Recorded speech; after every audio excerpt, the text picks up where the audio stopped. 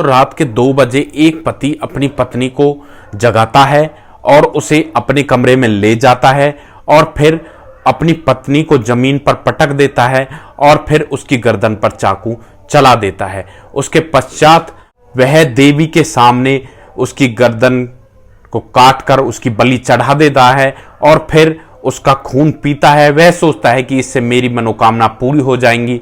और उसके पश्चात जब इस बात से पर्दा उठता है तो सबकी आंखें फटी की फटी रह जाती हैं कि आखिर एक अंधविश्वासी व्यक्ति ने ऐसा कांड कर दिया। दोस्तों, आखिर इस घटना में ऐसा क्या हुआ, इस घटना की पूरी जानकारी के लिए आप हमारे वीडियो को अंत तक जरूर देखें। नमस्कार दोस्तों, मैं प्रेम सिंह महाबली, हरियाणा ट्रेंड पब्लिक चैनल में आपका स्वागत है। दोस्तों, यह जो आज की घटना है यह मध्य प्रदेश के सिंगरौली जिले से 25 किलोमीटर दूर एक गांव की घटना है। दोस्तों, यहां पर रात के 3 बजे पुलिस के पास फोन आता है और एक लड़का पुलिस से कहता है कि साहब आप यहां पर इस गांव में आ जाइए और मेरे पिता ने मेरी मां को मौत के घाट उतार दिया है और मैं ऐसी स्थिति में नहीं हूं कि मैं चीख पुकार मचा सकूं। यानी वह बच्चा बहुत ज्यादा डरा हुआ था।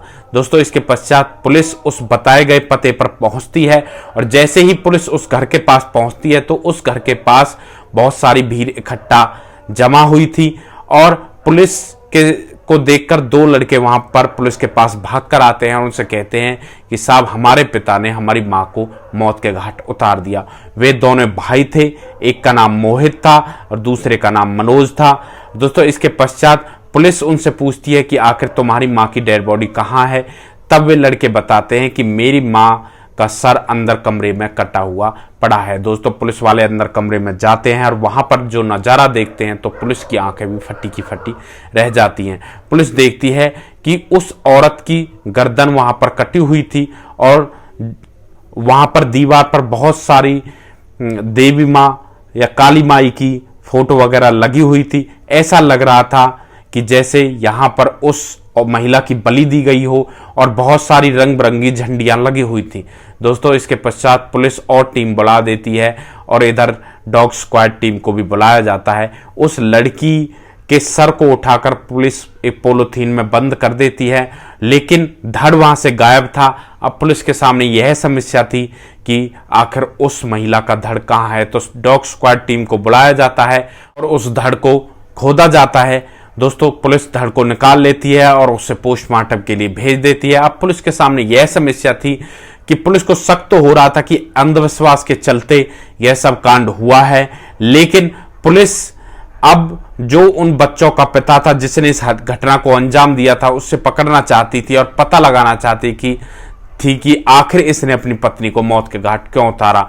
दोस्तों, पुलिस पूरे गांव में छानबीन शुरू कर देती है और सुबह के करीब 4 बजे उस व्यक्ति को पकड़ लिया जाता है। दोस्तों, उस व्यक्ति को पकड़ने के पश्चात पुलिस उसकी हालत देखती है, उसके मुंह पर खून वगैरह लगा हुआ था। पुलिस को अंदाजा था कि शायद इसने अपनी पत्नी का खून भी पिया है।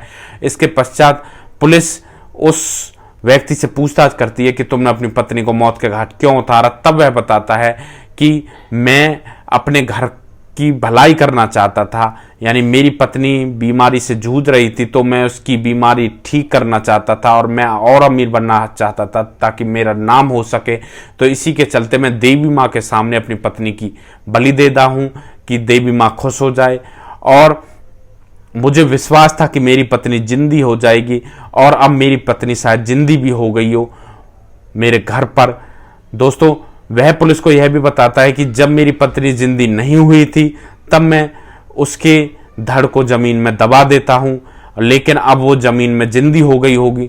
दोस्तों, पुलिस का अंदाजा यहाँ पर सही होता है कि अंधविश्वास के चलते यह कांड हुआ था। तो दोस्तों, आज के समाज में भी इस तरह के अंधविश्वासी लोग हो जाते हैं। दोस्तों, पुलिस ने उस व्यक्ति को पर हत्या का मुकदमा दर्ज किया और उसे जेल भेज दिया।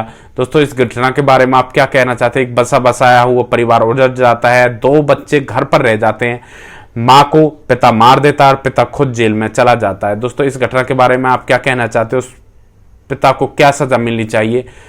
दोस्तों, आपकी इस मामले में जो भी राय है आप हमारे कमेंट बॉक्स में दे सकते हैं। दोस्तों, हमें कभी भी अंधविश्वास के चक्कर में पड़कर इस तरह की घटना को अंजाम नहीं देना चाहिए, क्योंकि बुरे काम का बुरा नतीजा होता है। दोस्तों, हमें ऐसे मामलों से हमेशा सावधानी बरतने की आवश्यकता है। दोस्तों इस तरह का वीडियो लाने का मुख्य उद्देश्य बस यही है कि इससे आपको कोई सीख मिल सके और ऐसी घटना को आप अंजाम ना दें। दोस्तों अगर आप लोगों को हमारे वीडियो अच्छे लग रहे हैं तो हमारे वीडियो को ज़्यादा शेयर करें, जो हमारे चैनल हरियाणा ट्रेंड पल भर उसको सब्सक्राइब करें ताकि हमें भी आगे बढ़ने का मौका मिल सके। दोस्तों नेक्स्ट वीडियो में एक ऐसी सच्ची घटना के साथ आपके सामने फिर से हाजिर होंगे। तब तक आप सुरक्षित रहें, सावधान रहें, रिश्तों की अहमियत को समझो, परिवार का ध्यान रखें, बच्चों का ध्यान रखें। जय हिंद, वंदे मातरम।